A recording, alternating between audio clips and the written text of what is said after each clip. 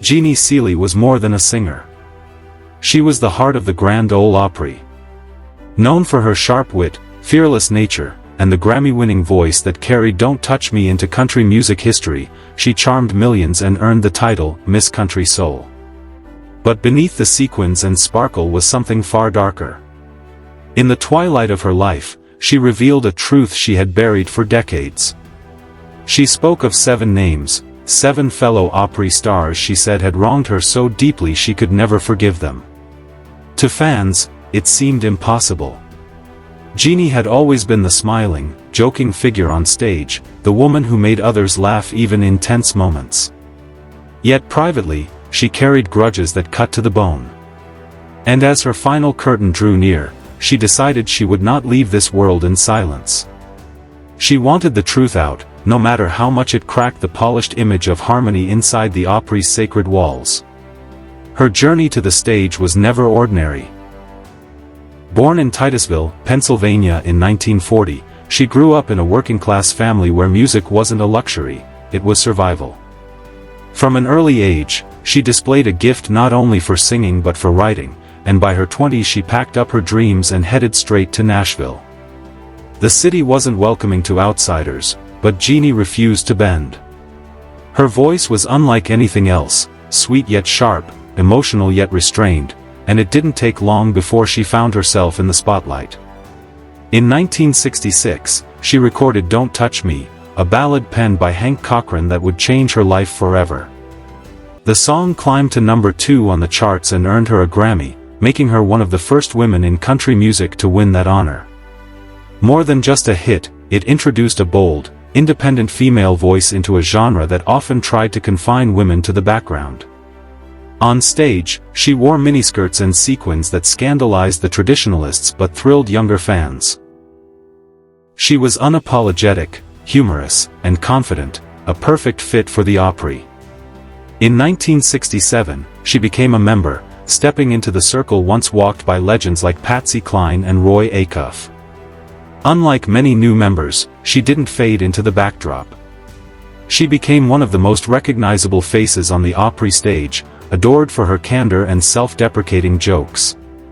She hosted, collaborated, and stood shoulder to shoulder with giants.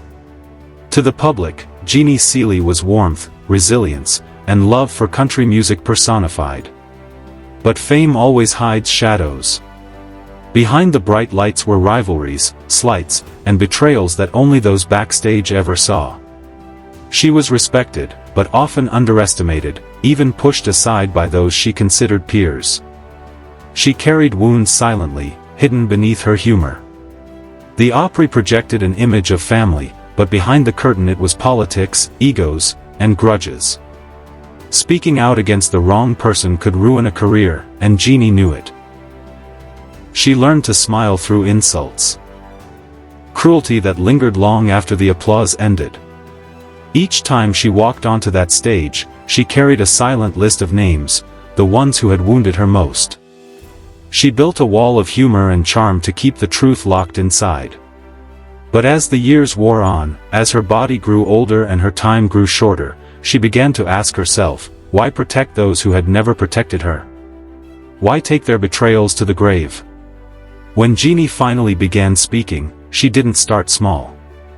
She named one of the Opry's most celebrated figures, an artist adored by fans for charisma and charm. But to Jeannie, that charm masked selfishness. Their feud began over a song she had been promised, a track she believed could carry her to her next great success. But before she could record it, the song was taken and released by the other artist, who wrote it up the charts while she stood on the sidelines. To outsiders, it looked like friendly competition. To Seely, it was theft. She confronted the artist quietly, seeking honesty, but was met with dismissive laughter. That moment cut deep.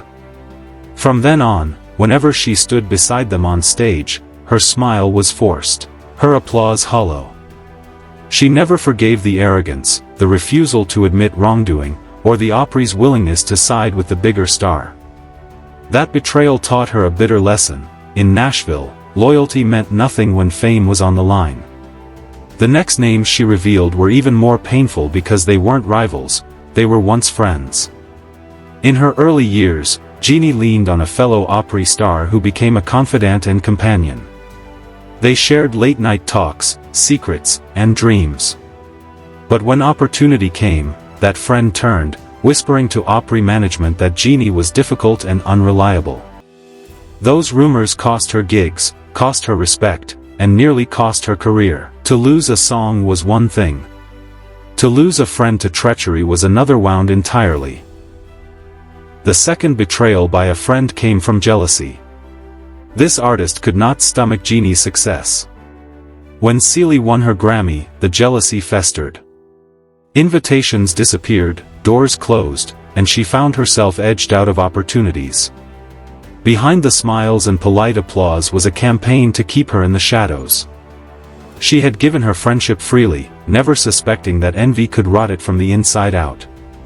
Years later, she recalled those names not with tears, but with a calm voice that carried decades of disappointment.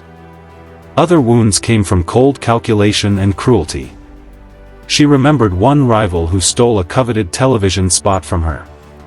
Promised a performance on a nationally broadcast Opry show, Jeannie prepared for the career-defining moment. But at the last minute, her slot was cut, replaced by a rival who had lobbied producers, insisting they would draw higher ratings. Seely was left backstage, humiliated, watching the moment she had dreamed of taken from her. That night, she realized talent wasn't enough in Nashville. It was politics and backroom deals that determined who rose and who fell. Worse still was the artist who targeted her with public humiliation. In a crowded dressing room, surrounded by peers, they mocked her looks, her outfits, even her voice. It wasn't playful teasing, it was cruelty designed to strip her dignity. Jeannie laughed along to hide the hurt, but inside, the sting of those words never left her. She later said that betrayal wasn't just about missed opportunities. It was about being treated as less than human by those who shared the same sacred stage. Among all the names, one stood out above the rest, the artist she could never forgive. This betrayal didn't involve songs or fame. It was deeply personal. Jeannie endured a devastating loss in her life, a time when she was fragile and grieving. Instead of compassion, this artist used her pain against her, spreading whispers that mocked her sorrow, turning her grief into backstage gossip. While others offered comfort, this person ensured her suffering became a spectacle. For Seely, that crossed every line. She could forgive envy. She could forgive competition. But cruelty in the face of grief was unforgivable. For decades, she stood beside that person on stage, smiling for the cameras while rage burned inside her. In her final years, when she finally spoke the name, her voice trembled, not from fear, but from the wound that had never healed. Some wounds, she admitted, you don't forgive, you just carry them. For most of her life, she stayed silent because silence was survival. Speaking out in her prime would have destroyed her career. The Opry protected its image above all else, punishing anyone who broke the illusion of harmony. But in her later years, Jeannie realized she had nothing left to lose.